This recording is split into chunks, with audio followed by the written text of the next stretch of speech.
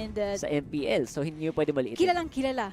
Of For course, sure. napakaraming fans yan ni Kuya Doggy. And we will witness his team, no? Battle against Execration. And here is the draft for our first Ito game na, of this guys. best of 3 series for MPL Season 3. And Your before we team is start, no, banned. special thanks to our sponsors, Smart, Gamely, and Realme. So, Yep. there's the bans. Tingnan natin. Yep, don't forget guys, share nyo din yung stream. #BeLegendary. Send nyo sa group chat. Itag nyo na yung mga tropa nyo dyan. Let's watch. team is Tingnan natin fine. kung nananaig ba sila Zapnu Boy. Mhm. Or nakakabawi ba Ang ang Aether. Aether Atlas Pero nila Doggy. pwede mo ba akong kwentuhan? Kasi medyo hindi masyadong clear sa akin yung Guinevere ban for last game. At mukhang hindi natin siya makita for this game. Yeah, I feel like medyo mas naging priority lang nila na wag madali ng mga biglaang plays Your ni Guinevere. team Kasi is picking. may Do you think that konting... they're not ready to face a Guinevere? Yeah, I feel like Guinevere is magandang initiate. At the same time, alam mo yun, medyo madami din kasing questionable na nangyari kanina. Oo. Madaming questionable na picks like the Estes. The Estes. And despite okay sana sa akin, alam mo ako okay lang sa akin kahit medyo off meta pick yan. Basta gumana. Gumana. Kaso hindi. Kasi hindi. Parang ano Yun yun, nga no? Wala siyang masyadong impact. Yun Pero nga. let's see for this game if there will be any exotic Your or team is weird picking. picks ulit na mangyayari from these two teams. And Cho will be the priority pick for Execration. Okay, so Cho is okay. It's good. Madami siyang na-counter in terms of kung ano yung mga gusto mong i-pick Yes. in terms sa Aether Atlas. For the meantime, sinapabayaan lang si Harit. Harit, I feel medyo like- nakapasok siya. Yeah, I feel like medyo malaking pagkakamali din yun. However, okay lang naman. Hindi siya unbeatable. Hindi naman ganun ka... Hindi perfect yung win rate ni Harit right now. Medyo mataas lang. Pero hindi naman perfect. Hindi perfect, of course. And if you were a team na prepared to team face is a Harit, picking. this won't be a problem to you kung na-practice mo siya counterin Yeah. or yung mga strategies against a Harith. Pero Execration cannot hindi nila pwedeng basta-basta, paano masabihin to, baliwalain. Baliwalain. Oo, Oo. itong si Your Harit. team is For the picking. meantime, ang sagot naman ng Execration, ang Lemord ni E2 Max. And first The week Helcurt. MVP, si E2 Max for a good reason. Nagulat kami nung nanonood kami sa English stream. Noon, gulat kami na may ganung kakayanan itong E2 Max na to on the Lemord. And I expect a lot of great things from this guy here. Yeah. And ang sagot naman dito is Fams. Actually, magandang sagot yung Fams. Fams pala daw Is siya. E2 Sabi Max nung a new player? Yeah, or... bagong player si E2 Max sa Execration. Kaya medyo nagulat din kami sa kakayanan niya. Your And team I, is banning. again, medyo Ano, no? something to Rising watch out star. for. Rising star. For sure. Kailangan yung abangan yan, guys. I think last week siya yung isa sa mga MVP. Yeah, first week MVP siya. Yeah. So, Tingnan natin. bans dito for sure, remove strong DPS, tanggal carry kung talagang galit na galit ka sa marksman. Pwede ka na magtanggal ng isang malupit na fighter, I guess. And they remove Your Aldo. team is Aldo? banning. Okay. Aljus. Yung mga... yung bagong announcer pack ng Moontoon eh. Aljus daw. Aljus. So, Si- ano papaniwalaan mo? Si Fams. Tinanggal yung U. Oh. So, ako ang hirap sanang... Alam mo, nasanay tayo sa mga ganong linyahan. Sa mga Pero, officially. Usual, yeah. Ang problema dun, official na Yun na talaga language yung pack ng yun na Moontoon talaga yun yung eh. pronunciation ng Oo, names kaya nila. hindi Your natin team pwedeng is baguhin. picking. Ayan, si Aljus. Si Fams. Let's see. Pero I like Lockout the si Helcurt Lunox. Yeah. pick dito since walang kaya. So, isa rin naman itong kaya sa mga threats sa Helcurt. Pero, what do you think yung pwede pang i-pick dito ng either Atlas? Yeah. Because Helcurt is not a joke. Sobrang space if ever mapabayaan siya. Hindi talaga. Hindi talaga. I feel like magandang counter yung Helcurt laban sa Harit as well para mapigilan mo yung skill spam niya. Direct counter yan, di ba? Yeah, actually, malakas talaga si Helcurt against big mages, against Lunox, Your Harith, and team now, is picking. the picks are going to be locked in for the marksman instead. As I said before, kung hindi mo ibaban either iban mo si Kari or bigyan mo sila ng malupit na fighter, and either, as predicted, kinuha nga yung Kari. Which is yung good. Kari. That's good actually. Mas makaka-survive siya dito kasi madaming pangkuha ng atensyon ang Aider. Pwedeng manggulo si itong si Minotaur. Pwedeng manggulo si Tams in the team fights at mas makapag-free hit etong Karin to sino man gagamit. Yep. And at least na meron silang initiator and sustain kahit paano they do kompleto. May tanks and everything. So there you go. Akai and Kagura. So, kailangan natin malupit na assassin para sa Aider Atlas siguro. Who do you think will be the best pick? Maybe go for a Goshen, pero I don't think they would. Someone strong, Harley could work as well. We'll have to wait and see. For the meantime, I feel like okay din yung Kagura pick. Medyo mas makakapag-survive din yung... Okay. I like the Diggy pick. Okay, ibang direction. So may taga-sagip sila dito and you can see the clear plan for Aider Atlas, no? Talagang poprotektahan nila si Kari dito. They will give all the space to Kari or doon sa Harith and si Diggy siya yung magbubuhay dito sa mga course nila. And ikaw, what do you think with the Execration's lineup for now?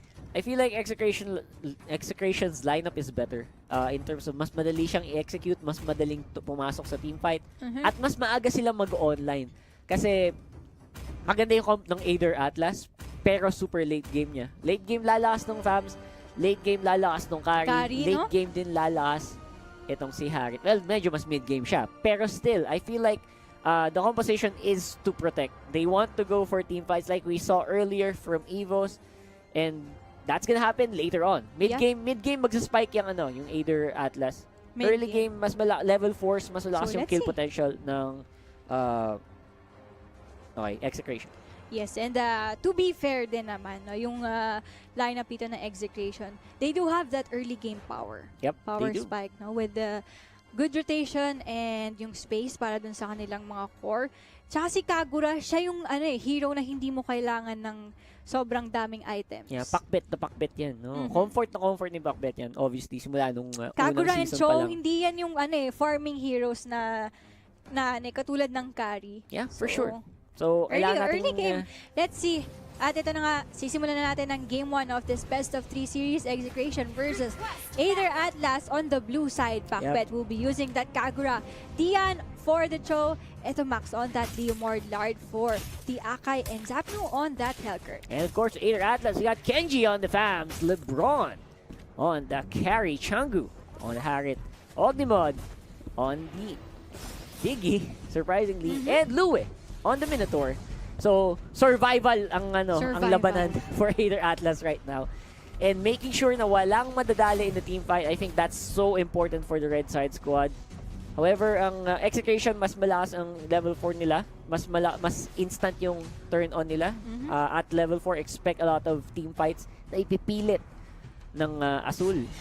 Ng Execration. And I like din dito sa draft ng Aider Atlas. Sobrang safe, safe pick din sila. So, pagdating na medyo mid-game, it still depends on their item choices kasi all they have to do is to survive yung mga skills na ibabato ng Execration, and after that, you can counter-initiate kasi wala na silang may ibabato, and that's the best opportunity. So, you just have to survive. So, tingnan natin yung mga item choices na pipiliin dito ng Aider Atlas. Yep, not to mention sobrang goal-dependent actually nung comp nila. Mid-game, kailangan mo yung mga early game na crab, whoever. The fight on the top side, magandang aggression. Yun ang magandang aggression na sabi ko. Actually, kailangan gamitin mo si Changu dito sa Harith na to habang kaya mo. Dahil later on, mas madaming kill potential din na papasok for blue side. Secure a crab for the red. Lock in by Lord. Napakagandang hurricane dance dito, pero makakaligtas pa rin dito si Lue and the time journey. Uy, Zaman Force on the ground. Lord will go down. The knockup will stop Changu for a bit, but E2 Max gets a kill. Of course, on that's the a Minotaur. 1-for-1 trade. So, equal pa rin yung nangyari. And nice backup from that Diggy, saving his teammates from that awkward position dahil napakaganda ng napakaganda ng respond ng Execration. Yep. Ang naging problema lang after the save by Diggy is hindi na nagamit yung time journey para ma-save yung naka-lockdown ni Lord. Which is okay lang naman, at the same time kailangan mo mag-fleeting time ng mabilis dito sa Diggy. I like the new Diggy, mas malakas yung kill threat niya. Yung parang bomba-bomba, hindi lang siya defensive, bomba gamer. So top, bottom lane, Dark Knight falls. onto Lebron. And napakabilis na pick-off. The pick-off that I said earlier, level 4, instant lalaban agad ang Exec. Nangyayari nga. For the meantime, Aether trying to stay alive for the rest of the squad. Don't forget, malakas din ang late game potential nung fams ni Kenji. Kailangan nung bantayan yan. Hindi din pwede pabayaan ng Execration. At the same time, malakas mangkuha ng atensyon yung fams na kailangan mo ding tutukan na ginagawa ngayon ng Execration. Yes, of course, tingnan natin Lue on the sidelines. Tingnan natin kung meron silang mahuli dito. But Execration is ready for what Aether Atlas will going to do. Tingnan natin, may hila na dito si Lard, forcing out that ultimate for the Akai dito just to save himself. And alam nila na walang Hurricane Dance dito. So Gucci to. Well, may ultimate pa si Ogdimot. Pwede pang lumaban. Same time, control lang ang ginagawa ng Execration. Nakakatawa dito. I feel like Execration should be ahead more sa composition nila ngayon. But they're not. So that means Aether Atlas... 800, no? 800 lang. 800 gold. That means Aether Atlas definitely doing something good here in terms of map rotation. However, kailangan pa nilang mag-ingat because right now, mas malakas ang control ng Execration here on this turtle area. Tingnan natin. Nagkakaroon ng konting kalabitan dito sa my turtle. But still, Zaman Force sa wala. For the meantime, everyone's ready for what will happen. Pero ayun na nga, ginamit na naman ni Hurricane Dance. Wasted din na Hurricane Dance. That was another wasted ulti from Execration. So tingnan natin, Aether Atlas will initiate on the fight. Tingnan natin, the time journey will be used. Diyan, may ipit siya dito sa gilid. Pero hindi nila papansinin yan.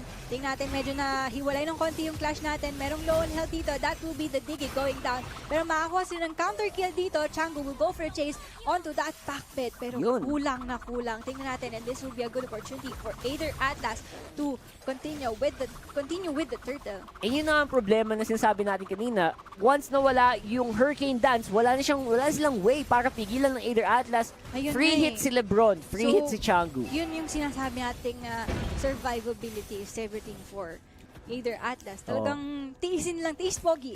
Parang as long as mabuhay ka, basta wag ka lang mamatay, kaya yung kumuha ng objectives, kaya yung manalo ng team fight. Yeah, but if ever naman na Execration, maganda rin yung timing nila, no?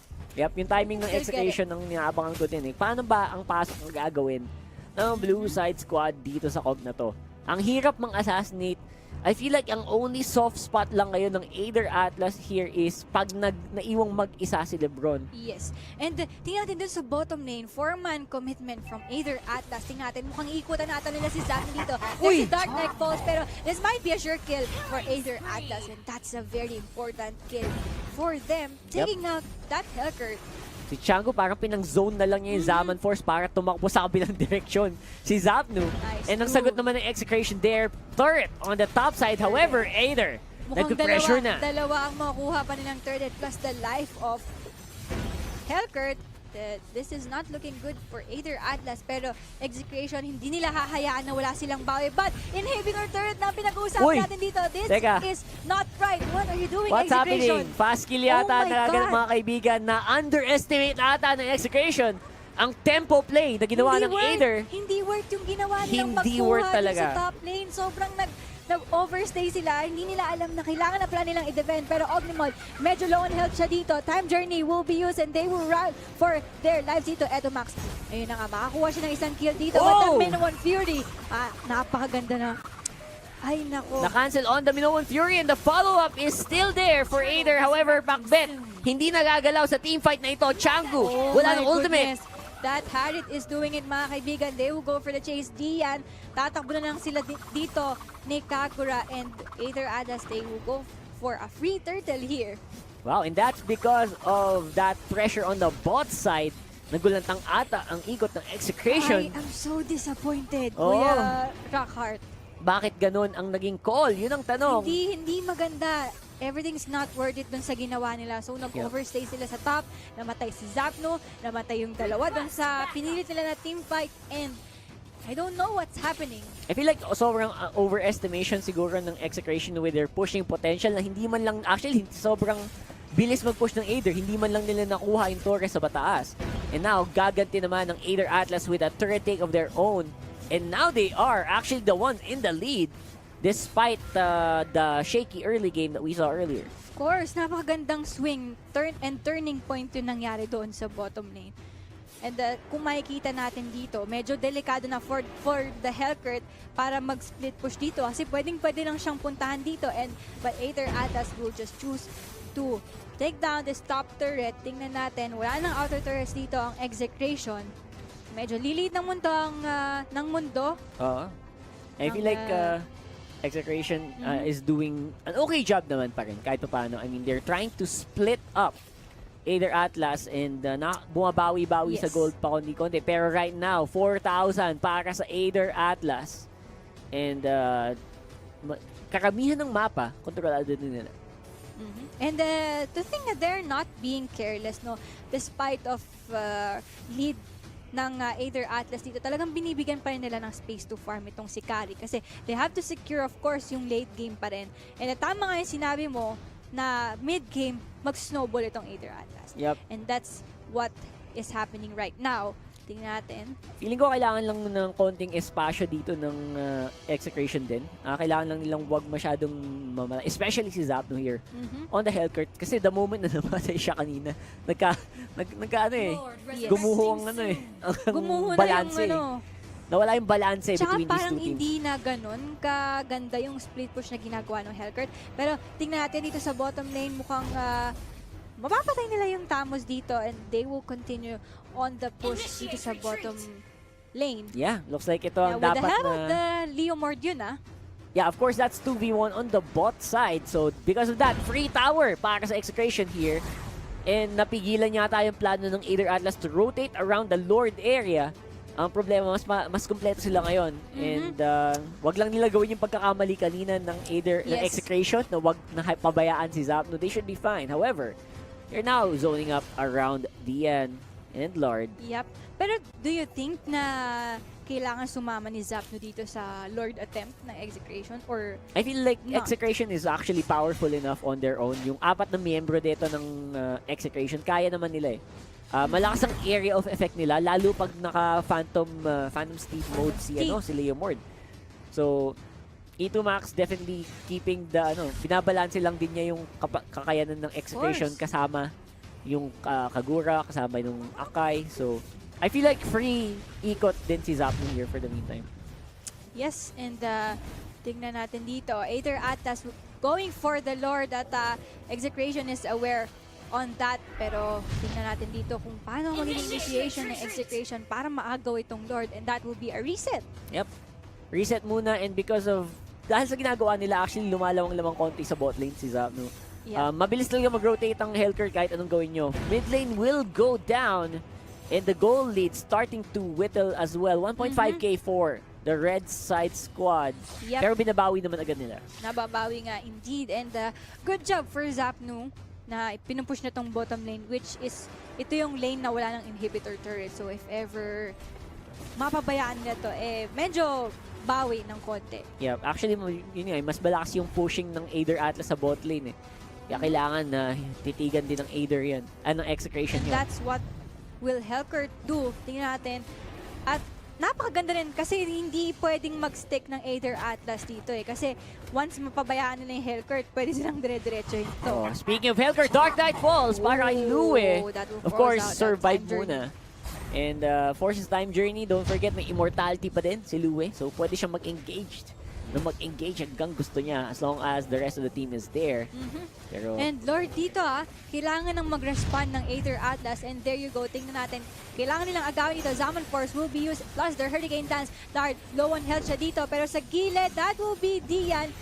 Hinahabol sila dito ni Lebron. Tingnan natin, Lord is low on health. Kung sinong makakalasit to, but that's the Kagura stealing the Lord, mga kaibigan. But 3-man will fall down for Execration at isang inhibitor turret. So medyo nakabawi dito ang Execration. That will force out either Atlas to respond to what Zapnu is doing on the bottom lane. So goods pa rin, no? Win-win situation for the both of the teams natin. Equal lang yung nangyayari Actually, yeah. Because of that, maka-push ang bottom side. And si Lebron, masama ang pwesto na dali ni Zapnu with the execution of this Helcurt. Medyo nahirapan silang panatiliing buhay yung marksman, and that was a bit of an overextend siya yung nauna.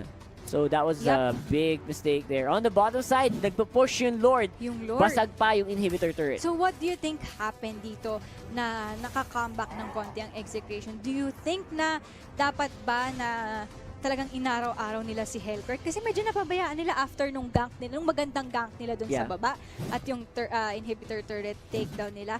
Pinabayaan na nila yung Helcurt eh. Yeah, pwede mo sabihin yun, pero at the same time, mahirap din, yes. sisihin. Kasi pag sinagot mo yung Helcurt, parang walang nangyayari din eh. So, ang ginagawa ng Aider, Nanggugulo lang talaga. Tingnan natin, Dark Knight Falls will be activated. Execration doing their job, taking down that turret. Tingnan natin, silence on to Kenji. Pero Lard dito forcing out that ultimate. Lalaban pa dito ang Aider Atlas. Pero Lebron, the carry, mga kaibigan. Low on health na rin siya. Monster kill for the Harry. Tingnan natin, dalawang magkaibang clash ang nangyari doon sa top. Meron silang hinahabol, but still, backbet dito. Saving his teammate, pero Lard will still fall down at that Harriet is doing it, mga kaibigan. Godlike strike, to Max. O mamamatay pa ata dito. yes, Foreman will fall down and that's a nice defense from Aider Atlas. that's a good defense there from Aider Atlas, although syempre nag-suffer sila. Wala na silang inhibitor turret and Yep. hindi masyadong maganda. Yep, nag-suffer sila doon with the amount of push na ginagawa ni Zapnu. Yep. Of course, trying to go around them. Bine-baits. Meron siyang turret mo. Ang gusto niya tapusin. No! May isang tangke. And I think that will be it. Execration will take game 1. Mga kaibigan, napakabilis na ikot na ginawa ng Helcurt ni Zapnu. Ano ba yun, Kuya Rakart? Nakakagulat. Oh my goodness. Wow! Ginalawang gamol. Nagamol talaga. Tawaging gamol si Zapnu. Diyos ko po. Sneaky Breezy. Wow. Oh my goodness. Look at the happiness on Zapnu's face at good job for Team Execration. Pero if ever, pwede pa sila sanang matalo doon. But still, that Helcurt, sobrang breezy. Hindi ko alam kung pati sa totoong buhay, breezy tong si, si Kuya, Iyon ang, si Billy. Pero sobrang breezy niya for this game. And nice plays talaga. from Execration. Hindi mo akalain na mapapull off niya yun. Grabe. Ako, actually, feeling ko, at saka Ano feeling ba din ng yun? Aider, pauwi na lahat ng Execration members. Ano ba yun? Ano ba yun? Pero hindi pala. Hindi pala. To think na si Tamus lang yung mag-isang naiwan, anong laban niya sa isang Helcurt? Well, okay sana kung 1v1 lang. Kaso Oo, Torre yung kaso kalaban Torre, ni Zapnu eh. Hindi ka pinansin ni Zapnu Oo, eh.